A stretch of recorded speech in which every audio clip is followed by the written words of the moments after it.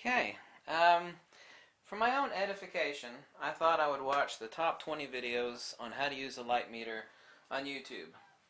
And I can only tell you that I'm sorely disappointed. Actually, many of the key factors that befuddle people on how to use a light meter, none of those topics are even mentioned. None. And there are actually a couple videos by a couple professional photographers with a couple models in studio, and they merely mention pointing the dome, back to your camera. It's like, well, that's good and all. That doesn't always have to be the case, and I'll explain why here in a second. But every single video on how to use a light meter told you the difference between an incident meter and reflectance.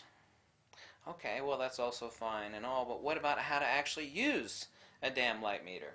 What are some of the nuances that people screw up, and it takes them beating themselves over the head to finally figure out what the hell is going on?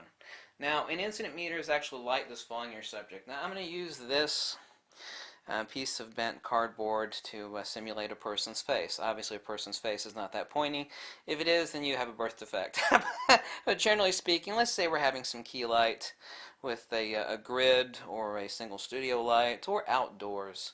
Let's just use this as an example. Now, one thing you absolutely need to know, and this will help you a lot, is you should know above mid-gray what it is that you have as far as your clipping points on your specular. Now, I know, for example, in my Nikon D500, I have 2.7 stops, technically right at 3 stops, above my mid-tone of 18% gray before I start to clip my highlights.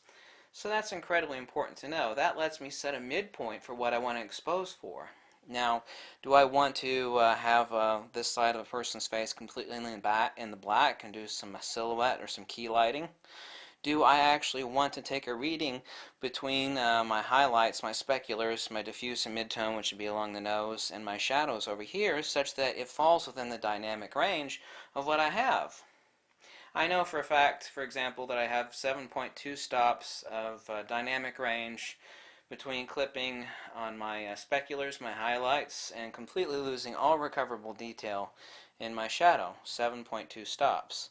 With those two pieces of information only, I can actually create a universe of exposures, and I know exactly what to do if you understand what it is you're metering for. So let's learn about incidence reflectance, what it is, some handheld tips and tricks, and let's take a look. Let's actually use our brains to think about the dome, the actual incidence dome, what it is, what it does, and how to use it properly, and how to hold it properly, and where to place it properly. Quick question.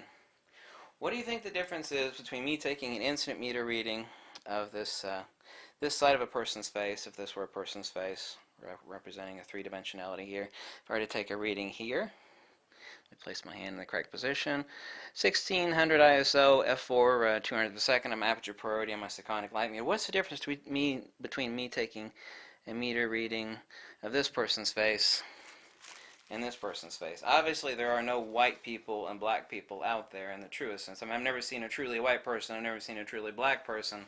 But let's carry the analogy. What's the difference if I take an incident meter reading between these two? The answer is absolutely nothing. If I hold my hand in the exact same spot, there we go, had a slight variance of 40th of a second. 200th of a second, f4, 1600 ISO. There is no difference. An incident meter takes absolutely no account of the reflectance of whatever it is you're shooting. Your camera is racist.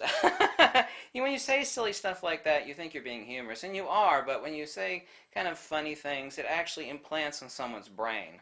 It's kind of like you remember someone's name because their last name rhymes with potato, or there's one guy that used to be named Turley Curd ages ago, and you always remember this guy named Turley Curd because his name sounds like Curly Turd.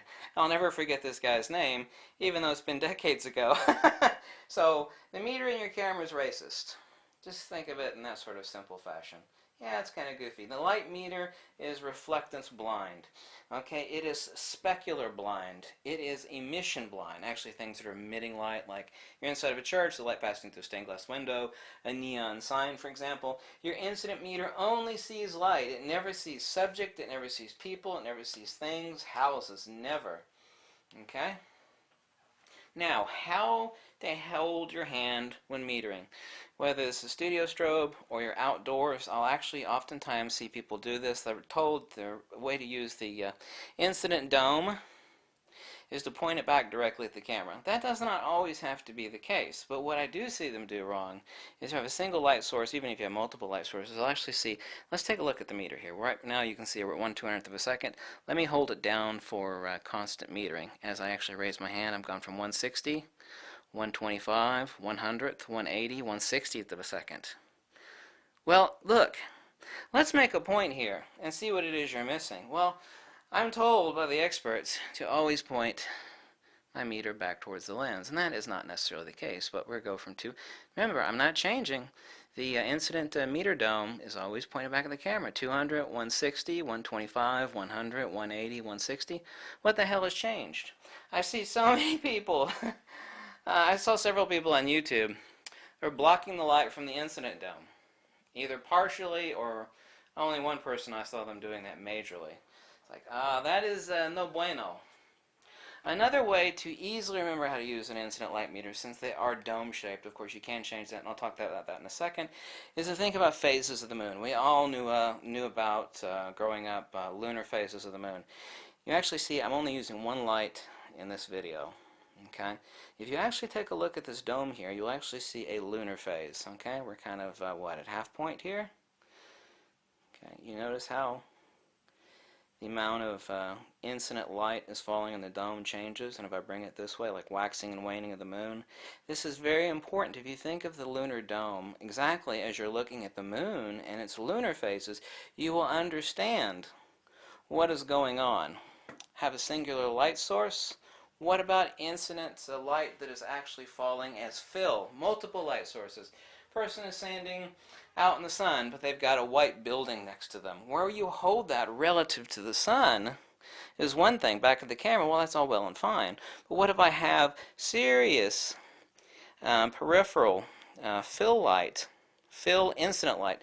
There is main lighting and there's fill incident lighting. There is main flash lighting and there's also fill flashlighting. You need to know where to hold that dome, what is hitting what else around there. They said, well, I've only got one light source. I got a chick out in the sun. I'm going to point it back at the camera. I'm going to take a meter reading. Oh, well, that's all well and fine, but what about that white building that is over here to her left? She's standing leaning up against the white building and pointed up directly at her face.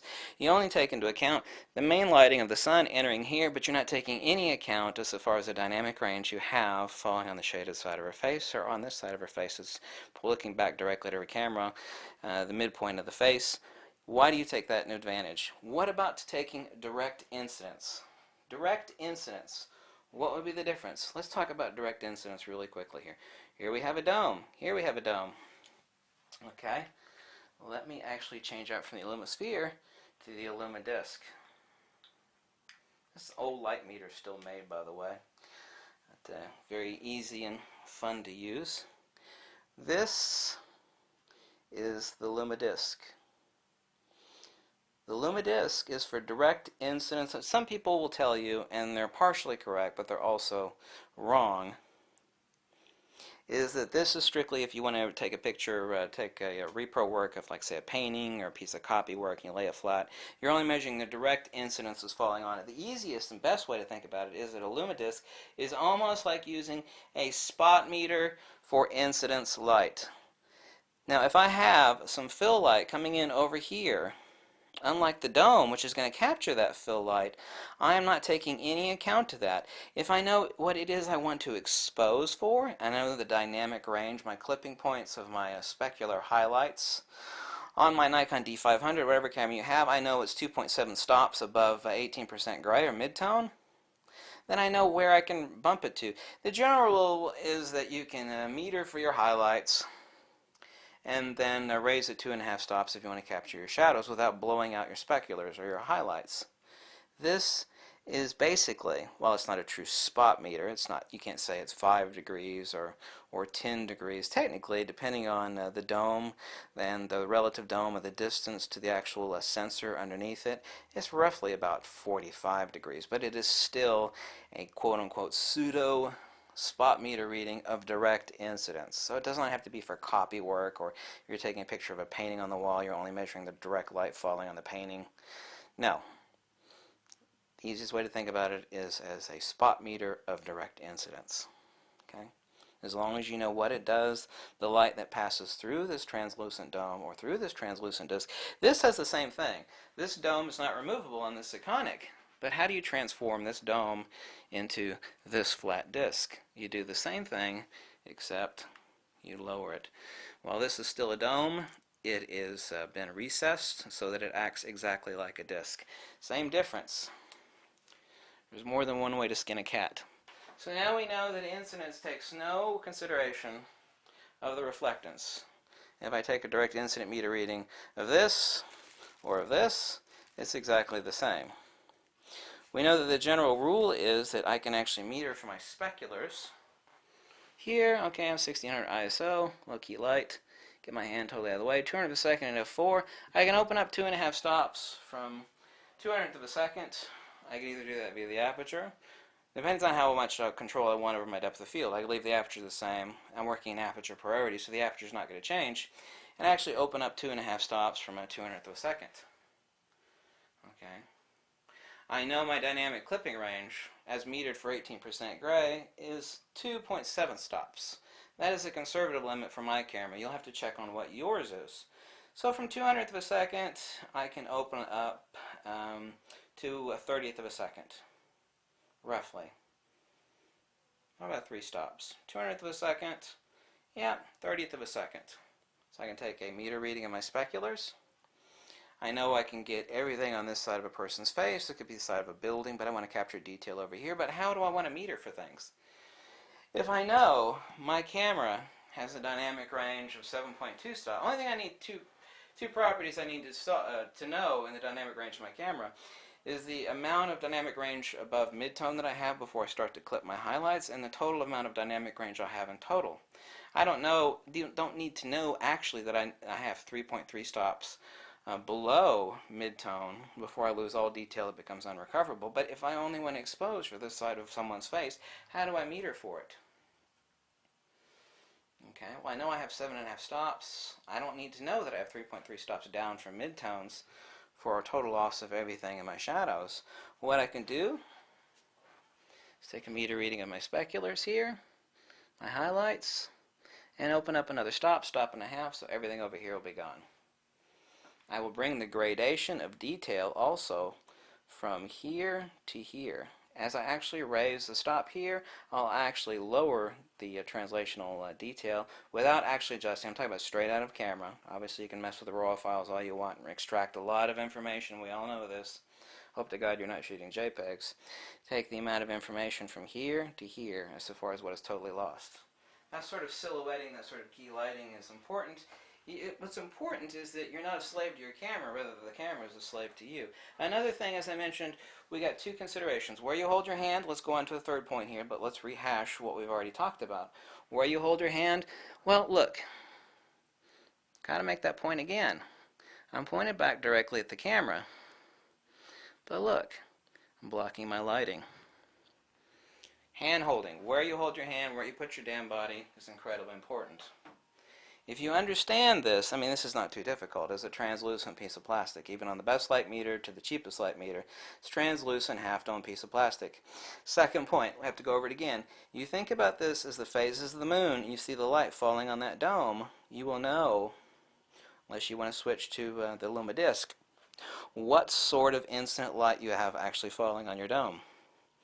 You need to know what sort of fill light you have, what sort of reflectance you have relevant to the subject that you want to shoot. Otherwise, you're going to get the wrong exposure. You want to tweak that with brightness settings and in Lightroom afterwards, that's fine. I'm of the opinion that I don't want to screw around, dicking around in Lightroom all night long. Okay, blocking your speculars. One thing you don't want to be doing, and here's the reason why, is I'll see people like, well, I'm going to meter that tree 1,000 yards away up on the hill. Obviously, you can't take a meter reading of it, not an incident meter reading. So what someone will do, let's pretend my son is over here, they'll actually point this dome right up at the sun. And I saw a guy who made a couple light meter videos. Seems to be a really popular guy. He just stuck it out there. He said, I'm going to meter this chick, and I'm going to go. He goes, bam, he just sticks it out there in the sun. Well, that's no bueno.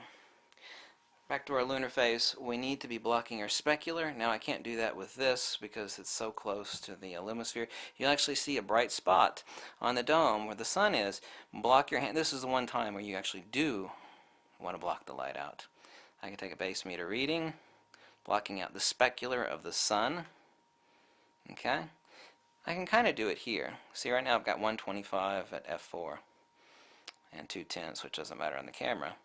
I block out that specular, so I'm getting the same light, but I blocked out the specular, so I've got a true reading. You can't see it, my hand is out here blocking the specular, okay?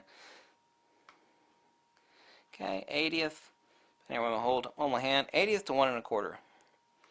Okay? So I'm going to go off of 125th of a second. You can't